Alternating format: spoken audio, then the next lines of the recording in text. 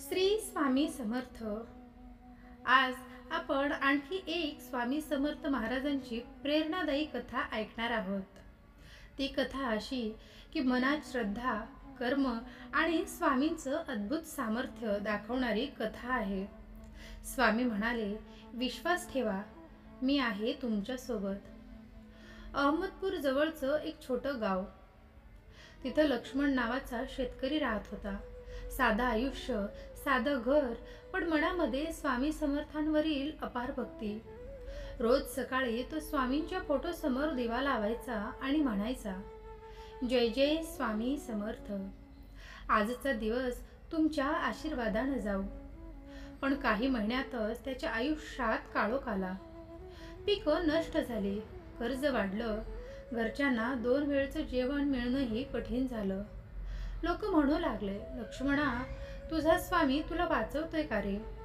त्याचं मन तुटलं, पण त्यानं स्वामींचं नाव सोडलं नाही। एका रात्री तो रडत बसला होता, डोळ्यांतून अश्रू वाहत होते। तो म्हणाला, स्वामी, आता माझं काही होईल का? मी हरलोय। तेवढ्यात अचानक दिवा लुकलुकला आणि मंद आवाज ऐकू आला, लक्ष्मणा, तुझं बीज जमिनीत आहे, अजून फुटायचं बाकी आहे, संयम ठेव। जोवर विश्वास आहे तोवर मी तुझ्या सोबत आहे। तो आवाज जणू स्वामी समर्थांचा होता। त्या क्षणी लक्ष्मणाचं मन स्थिर झालं। त्यानं ठरवलं, मी हार मानणार नाही। पुढच्या दिवसापासून त्याने पुन्हा शेती केली। जमिनीवरची माती जरी कोरडी होती तरी त्याचा आत्मविश्वास ओलसर होता।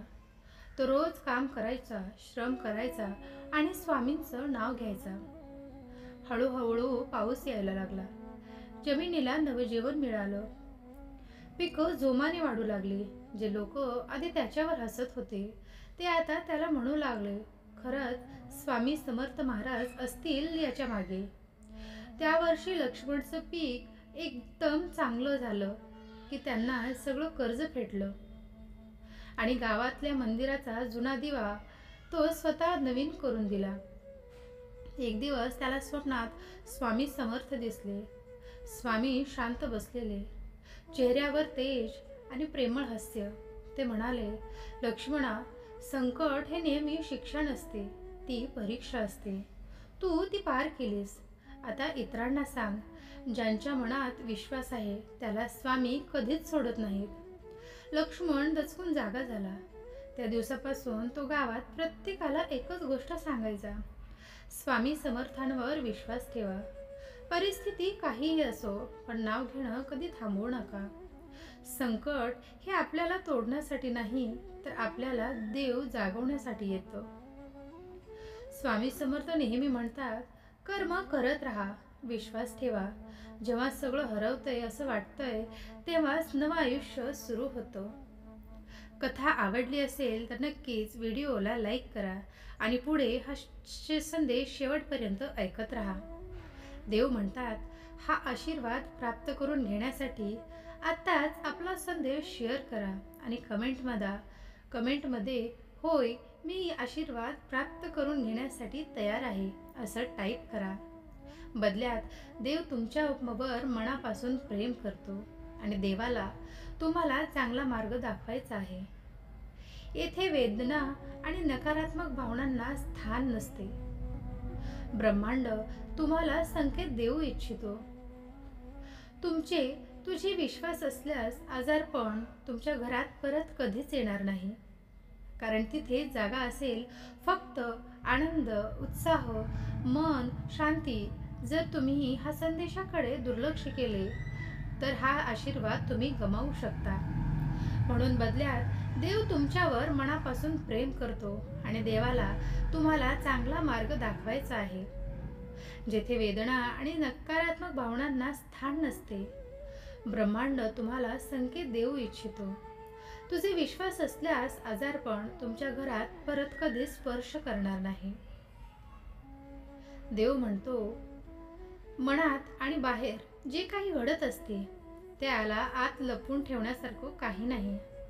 जसे करावे तसे भरावे, जे देऊ तेच वाढवून मिळते, जे पेराल तेच उगवेल, हाच कर्म सिद्धांताचा आधार आहे।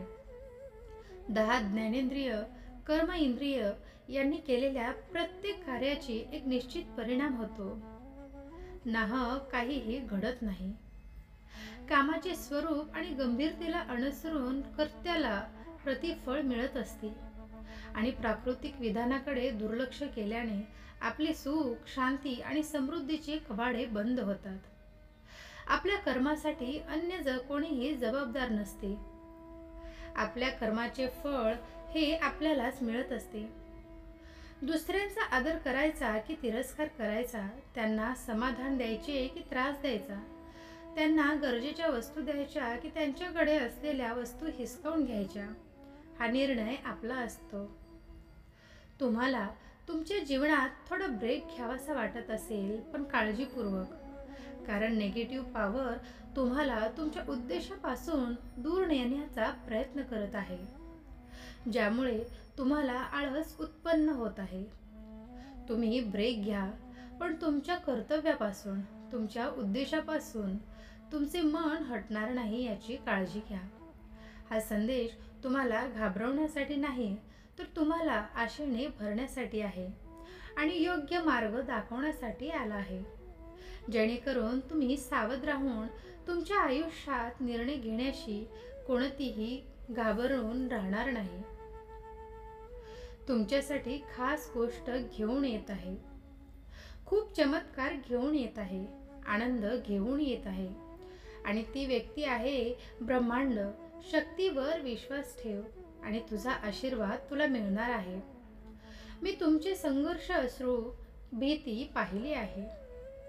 तुझ्या वेदना मला कळतात, त्या मी जाणू शकतो, कारण तू माझा प्रिय भक्त आहेस. तयार हो, मी तुला आयुष्यामध्ये पुढे नेणार आहे. जेव्हा तुम्हाला पूर्णपणे हरल्यासारखे वाटते, तेव्हा तुम्ही खूप दुःखी झाला होता. त्या दिवसाची आठवण करा. देव मला पाहतो आहे का? देवाला माझी काळजी असेल का? असे प्रश्न तुमच्या मनात निर्माण होतात. मी तुम्हाला खात्री देतो, ते प्रत्येक वेळेस मी तिथेच होतो. मी सर्व काही पाहत होतो. जरी तेव्हा तू माझं अस्तित्व जाणू शकला नाहीस, तरी मी तिथेच होतो. मी प्रत्येक प्रसंगी तुझा हात धरून चालत होतो, तेव्हाही जेव्हा तुला वाटत होतं की तू एकटा आहेस. माझे तुझ्यावरचे प्रेम अतुलनीय आहे आणि तुझ्याशी माझी बांधिलकी अतूट आहे. तू चिंता करू नकोस. जे घडलं त्यात ज्याचे त्याचे दोष होते, त्याला मी शिक्षा देईन. झालेली गोष्ट तू विसरून जा, कारण ते पाहायला मी येथे आहे. तेव्हा मी शांत होतो, कारण प्रारब्धाचे भोग हे भोगून संपवायचे असतात. एक गोष्ट लक्षात ठेव, जे घडते ते माझ्या भक्तांच्या हितासाठीच घडत असते. तुमचा विश्वास असेल तर आत्ताच व्हिडिओला लाईक करा आणि कमेंटमध्ये स्वामी तुमची योजना ग्रेट आहे असं टाईप करा. भाग्यवान ठराल. तुमच्यासोबत झालेला विश्वासघात मी पाहिला आहे, पण मी आता तुला आशीर्वाद देण्यासाठी आलो आहे. त्यामुळे हा संदेश शेवटपर्यंत आहे. माझा आशीर्वाद प्राप्त करून घेण्यासाठी तुला हे पूर्ण ऐकावं लागेल. आणि विश्वास असल्यास होय, माझा स्वामींवर विश्वास आहे असं टाईप कर. भाग्यवंत होशील. विश्वास ठेव, तुमच्या आयुष्यात हे चांगले नाही ते मी काढून टाकणार आहे. मी जगाचा प्रकाश आहे. जर तुम्ही माझ्या दाखवलेल्या मार्गावर चालत असाल तर तुम्हाला त्या मार्गावर काटे टोचणार नाहीत, आणि काटे जरी असले तरी त्या मार्गावर ते तुम्हाला फुलासारखे जाणवतील. तुम्हाला त्या काठ्यांची जाणीवही होणार नाही. तुम्ही प्रत्येक संकटातून सहजपणे मात करून जाणार आहात. कोणतेही कारण असो, रागावू नका, चिडू नका, कारण मन शांत ठेवा, विचार करा, नंतर अंमलबजावणी करा. त्रास फक्त तुम्हालाच होतो. मन शांती व सुख फक्त तुम्हालाच. विचार ही एक विलक्षण शक्ती असू शकते. तुमचे भले करण्याचे प्रचंड सामर्थ्य तुमच्या विचारात आहे. म्हणून विचार बदला, म्हणजे नशीब बदलवेल असा विचार करा. विचार बदलला म्हणजेच स्वभाव बदलतो. स्वभावातील बदलामुळे सवयी बदलतात. सवयी बदलामुळे व्यक्तिमत्व बदलते. व्यक्तिमत्व बदलले की आपले भविष्य बदलते. देव म्हणतो, उत्तम कर्म करणे आज तुमच्यासाठी ब्रह्म अस्त्र आहे. परिस्थिती सगळ्यांची परीक्षा बघते, म्हणून हताश होऊन कधीच जगायचं नसतं. रडत बसलो की दुनिया हसते हे कधीच विसरायचं नसतं. दिवस वाईट असले तरी आयुष्य नाही. तुझ्या मनासारखे नक्कीच खरे होणार. फक्त योग्य वेळ येऊ दे. प्रयत्न करत राहा. उद्याचा दिवस तुझाच आहे. मित्रांनो, हा संदेश आवडला असेल तर व्हिडिओला लाईक करा आणि अजूनही आपलं हे भक्तिमय चॅनल सबस्क्राईब केलं नसेल तर जरूर सबस्क्राईब करा आणि कमेंटमध्ये श्री स्वामी समर्थ नावाचा जयघोष करायला विसरू नका. श्री स्वामी समर्थ.